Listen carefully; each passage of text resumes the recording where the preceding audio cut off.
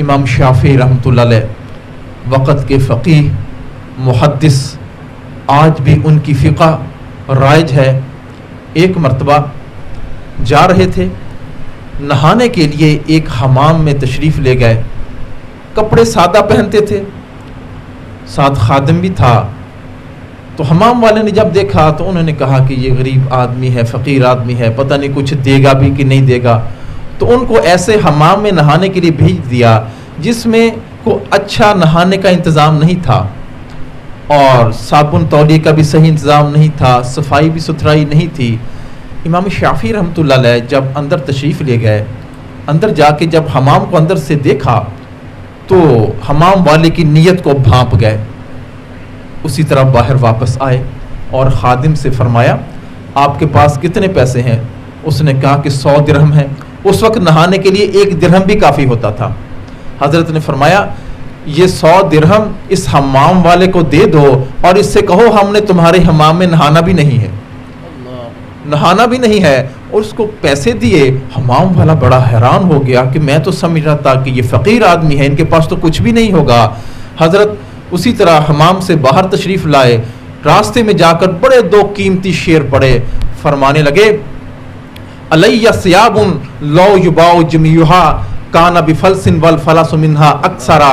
میرے تن پر ایسے کپڑے ہیں جن کی قیمت 1 پیسہ ہوگی بلکہ 1 پیسے سے بھی کم ہوگی. وفیہن نفس لو تقاس بباسیها نفوس الورا اتقانت اجل و اکبرا.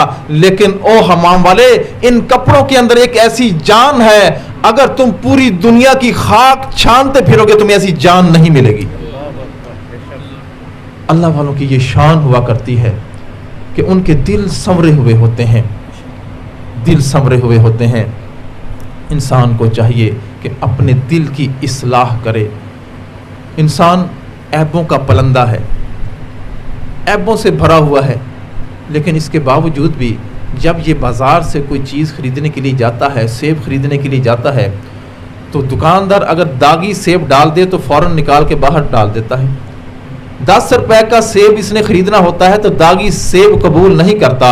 وہ عظیم پروردگار جس نے اپنا ہمیں جنت میں دیدار کروانا ہے، ہمیں اپنی جنت عطا فرمانی ہے، وہ اس داغی دل کے بدلے کیسے ہمیں جنت عطا فرمائے گا؟ کیسے جنت عطا فرمائے گا؟ تو اپنے دل کی اصلاح کی بہت ضرورت ہے. اور اللہ تعالیٰ نے یہ جو ہمیں اعضاء، یہ جسم دیا ہے، یہ ہمارے پاس اللہ تعالیٰ کی امانت ہے. اور امانت کے متعلق شریعت کے 3 اصول ہیں. پہلا اصول یہ ہے کہ امانت کو ضائع نہیں کر سکتا کوئی. اگر ضائع کرے گا تو وہ اس کے اندر خائن کہلایا جائے گا. انسانی آنکھ، کوئی انسان کہے کہ یہ تو میری ہے، میں اس کو ضائع کر دوں تو اس کو ضائع کرنے کی اجازت نہیں ہے. کوئی شخص یہ کہتا ہے کہ میں اپنا ہاتھ کاٹ کر تلف کر دوں تو اس کو اس کی اجازت نہیں ہے. کوئی آدمی خودکشی کرتا ہے، اپنی جان کو ضائع کرنے کی کوشش کرتا ہے تو اس کی اجازت نہیں ہے، کیونکہ یہ جان اللہ رب العزت کی دی ہوئی ہے، یہ کسی اور کی دی ہوئی نہیں ہے. یہ جان تمہاری ہے کہاں؟ تو کوئی اس کو ضائع نہیں کر سکتا. اور دوسرا اصول یہ ہے کہ امانت کو جس مقصد کے لیے دیا جاتا ہے اسی مقصد کے لیے اس کو استعمال کرنا ہوتا ہے. اب اللہ تعالیٰ نے ہمیں آنکھ عطا فرمائی کہ اس سے اللہ والوں کے نظر چہروں کو دیکھو، قرآن کریم کو پڑھو اور بیت اللہ کا حج کرو، بیت اللہ کی زیارت کرو. لیکن اگر ہم اس آنکھ سے غیر محرم کا پیچھا کریں گے، جن چیزوں سے دیکھنے سے منع فرمایا گیا ہے ان چیزوں کو دیکھیں گے تو ہم خائن کہلائے جائیں گے، امانت میں خیانت کرنے والے ہوں گے. اسی طرح زبان ہے، اگر ہم اس سے سچ بولیں گے اور قرآن کریم کی تلاوت کریں گے، واعظ و نصیحت کریں گے تو ہم امانت دان کہلائے جائیں گے. اور اگر ہم اس سے کسی کی غیبت کریں گے، برائی بیان کریں گے، کسی پر طعن و تشنیع کریں گے تو پھر ہم خائن کہلائے جائیں گے. اور تیسرا اصول امانت کے متعلق یہ ہے کہ امانت کو جس طرح امانت والے نے دیا ہوتا ہے اسی طرح اس کو واپس کرنی ہوتی ہے، اسی طرح واپس کرنی ہوتی ہے. اب جب ہم بچہ پیدا ہوتا ہے، چھوٹا سا ہوتا ہے، تو اس کا دل ہر قسم کی آلائشوں سے پاک ہوتا ہے. نہ اس کے اندر حسد ہوتا ہے، نہ بغض ہوتا ہے، نہ کینہ ہوتا ہے، نہ نفسانی خواہشات ہوتی ہیں، نہ غیر اللہ کی محبت ہوتی ہے.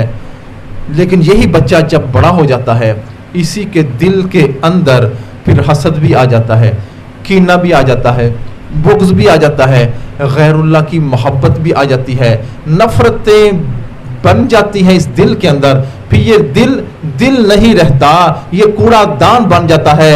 نہ یہ بندے کے کام کا رہتا ہے، نہ اللہ کے کام کا رہتا ہے. کیونکہ قیامت کے دن سنورا ہوا دل کام آئے گا.